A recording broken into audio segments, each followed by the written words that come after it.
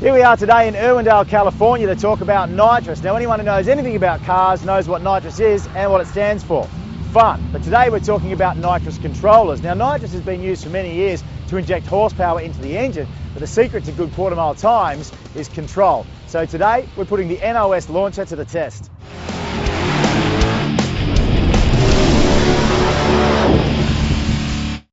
The Launcher by NOS is a progressive nitrous controller built with the latest in technology. We'll be installing the touchscreen version of the Launcher on a Ford Maverick with a 347 cubic inch small block with a big shot nitrous plate. Mark and car owner Jake Amatiso will show you some of the basics of installing the Launcher in the Power TV garage. Previously, the Maverick's best previous run was a 645 at 110 miles per hour with a poor 60-foot time due to too much nitrous on the starting line. Once we get the Launcher installed, we'll take you to Irwindale, California to show you how it works in real-world application.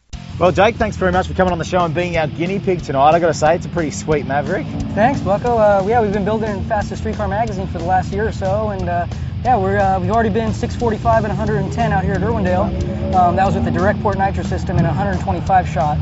With the NOS Launcher tonight, we're actually going to look to improve those numbers. I heard you mention before it's all about control. What we're going to do here with this big shot system, we're going to put a 225 to it. We're going to ramp the nitrous in with the NOS Launcher, so we'll look to improve that 645 number. Wow, let's hope the NOS Launcher helps that out tonight. Let's take a look earlier today in the Power TV garage where Mark and the team installed the NOS Launcher.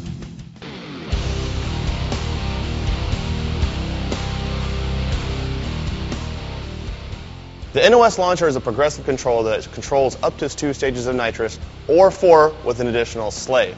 The NOS Launcher is offered in 3 different configurations. You have the launcher controller that hooks up to your laptop. You have the touchscreen LCD expansion, which uses a stylus and an SD card in the side so you can data log straight from the LCD. Then you have the handheld tuner, which allows you to do some functions as staging lanes. That is if you don't have the LCD upgrade. Installing the Launcher starts with finding a good location for the Launcher controller. We wired ours under the dash and then mounted the Launcher touchscreen where Jake could easily access it while in the staging lanes. Wiring was simple. It required splicing the solenoids, the wide open throttle switch and an RPM signal into the controller. So we just finished up the installation on the Maverick. It's carbureted. We're only taking into account a couple of the features of the Launcher. Once we get it dialed in, we'll hook up the RPM wire, and then we'll start playing around with getting this thing launched off of RPM. For you EFI guys, is where it really comes into play in the Launcher. It allows you to run a TPS input to where you can do partial to full throttle activation. For you boosted guys, you can run the internal map sensor, which allows you to limit the amount of nitrous you're running depending on your boost levels. There's also a first gear lockout feature and also a pause enable feature that allows you to regain your ramp if you have to pedal. Or if you turn it off and you come back out of it and come back into it, it's going to start the ramp over again.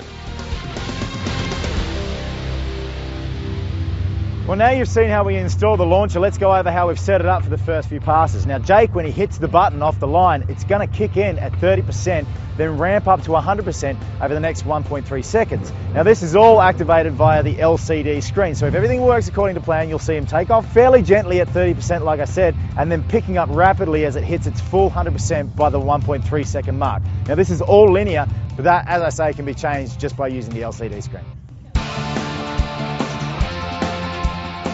All right, Jake, you're all dressed up and ready to go. Looking forward to it? Yeah, I think it's going to run good. All right, we're going to see the brown storm flying down the track.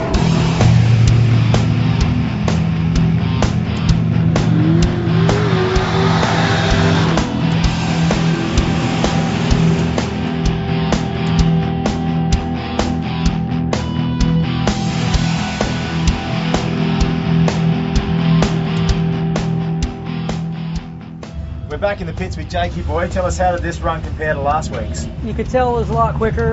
Like I mentioned earlier, we went 645 at 110. Yep. That was with the direct port nitrous system and hitting the bottle right out of the gate. With this Launcher, what I was able to do is launch with 30% nitrous and ramp it in over the course of 1.3 seconds.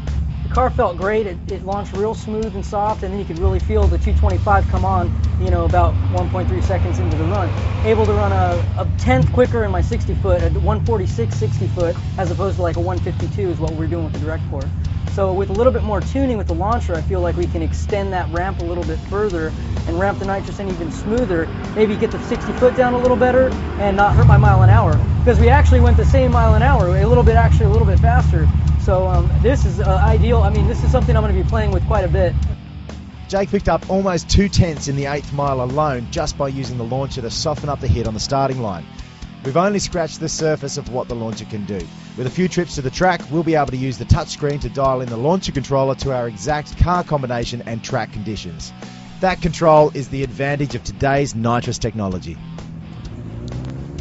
I hope you've managed to learn a little bit more about NOS's launcher system. We've shown you how it works, how to install it, and how to get maximum performance and minimum ETs by using nitrous control. It's been a lot of fun out here running the Maverick through its paces. My name's Bucko. Thanks for watching Power TV.